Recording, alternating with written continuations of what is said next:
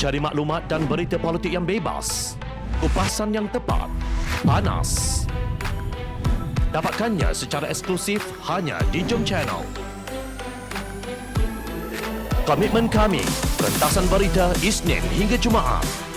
Berbicara dan isu semasa, kami garapkan secara langsung. Panel-panel berkaliber dan profesional. Interaktif, pandangan anda kami raikan.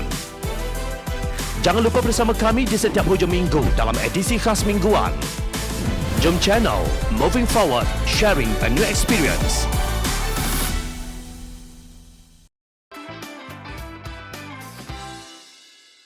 Nasib baik PH menang pada PRU 14.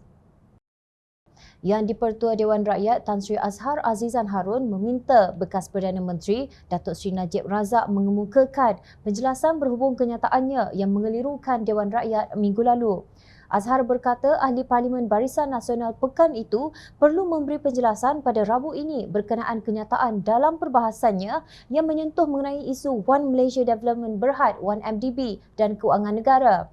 Sebagaimana amalan saya yang biasa, saya telah menulis kepada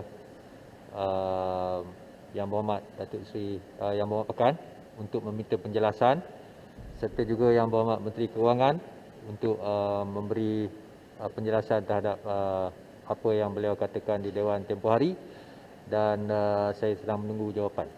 Katanya di Dewan Rakyat.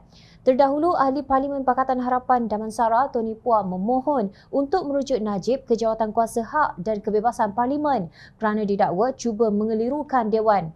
Dalam perbahasan Najib itu, Dewan Rakyat kecoh apabila beliau dibidas oleh Ahli Parlimen Pakatan Harapan Shah Alam serta Jelutong Khalid Abdul Samad dan RSN Raya. Jangan benarkan beliau untuk meneruskan perbahasan. Janganlah, tolong, please. Negara nak tipu lagi. Dan salam saya minta. Ya, baik. Terima kasih Datuk Speaker. Tapi debt servicing, kita kena bayar bunga. Untuk 32 bilion tu bukan jumlah yang kecil. Susulan itu, Menteri Kewangan Tengku Datuk Seri Zafrul Abdul Aziz menjelaskan bahawa dakwaan kerajaan belum lagi membayar hutang 1MDB tidak berasas memandangkan prinsipal hutang sebanyak 32.3 bilion ringgit tarikh matangnya di antara 2022 hingga 2039. Komitmen kita setelah saya pun baru saja dipahamkan ialah lebih kurang 38 bilion ringgit lah ataupun 38.5 ke 38.8 bilion ringgit. Ini prinsipalnya 32 bilion ringgit, 32.3 dan faedahnya pula sebanyak 6.5 bilion ringgit. Jadi dakwaan bahawa belum lagi kita bayar prinsipal hutang 1MDB ini adalah tidak berasas ya. Dalam bahasa mudah, Najib berbohong di Dewan Rakyat. Perkara 36/12 Peraturan-Peraturan Majlis Mesyuarat Dewan Rakyat dalam peraturan-peraturan berbahas memperuntukkan mana-mana ahli yang mengeluarkan kenyataan yang mengelirukan Dewan adalah disifatkan menghina majlis dan ahli itu boleh dirujuk kepada Jawatankuasa Hak dan Kebebasan bagi kesalahan itu. Kemarin, bekas Perdana Menteri ke-8 yang juga Ahli Parlimen Paguh Tan Sri Mahyadin Mat Yassin tampil untuk membidas ucapan Najib berhubung 1MDB di Dewan Rakyat. Beliau berkata Najib mencemarkan Dewan Rakyat menerusi kenyataannya bahawa hutang 1MDB tidak dibayar menggunakan wang rakyat. Ini satu kenyataan yang tidak benar dan mengelirukan ahli-ahli yang berhormat. Saya hairan, Pekan sebagai bekas Perdana Menteri dan Menteri Kewangan boleh terlupa. Hutang 1MDB dijamin oleh kerajaan. Apabila 1MDB gagal membayar hutang, termasuk faedah yang keseluruhannya berjumlah lebih 50 bilion ringgit, maka kerajaanlah yang terpaksa membayar hutang-hutang ini, katanya. Presiden Bersatu itu berkata setakat akhir Februari 2022, jumlah hutang 1MDB yang masih perlu dibayar bernilai 38.8 bilion ringgit, iaitu 32.3 bilion ringgit hutang prinsipal dan 6.5 bilion ringgit faedah hutang. Setakat akhir Februari 2022, jumlah hutang 1MDB yang masih perlu dibayar adalah bernilai 38.8 bilion ringgit, merangkumi 32.3 bilion ringgit hutang prinsipal dan 6.5 bilion ringgit faedah hutang. Yang Berhormat Menteri Kewangan pada bulan Januari yang lalu juga turut memaklumkan bahawa kerajaan sudah membayar hutang 1MDB berjumlah 13.8 bilion setakat ini. Maknanya ini duit rakyat lah. Ujar pengerusi Perikatan Nasional itu.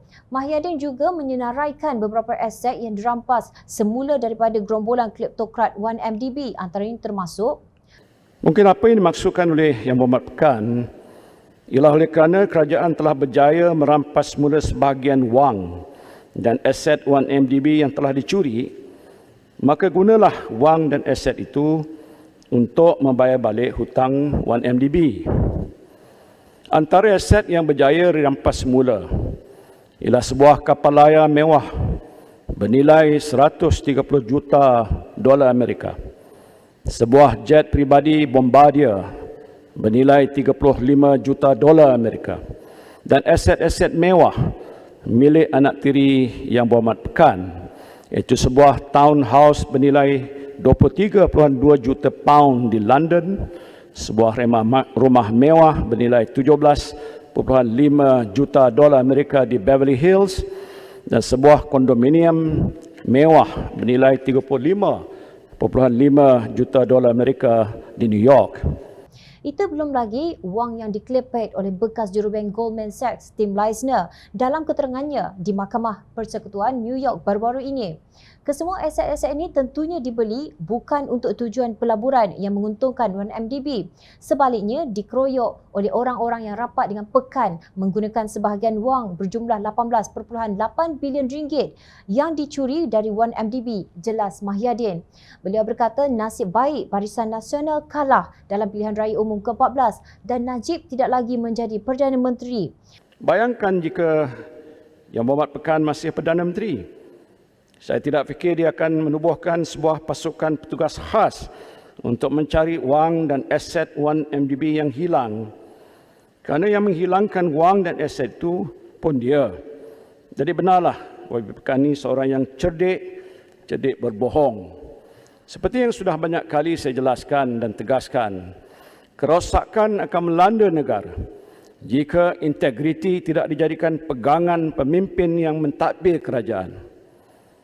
Apalagi yang kesnya terkenal seantero dunia dengan izin the biggest scandal of the century yang melibatkan rantaian penyangak keuangan global atau the plundering idiots yang mencetuskan national embarrassment.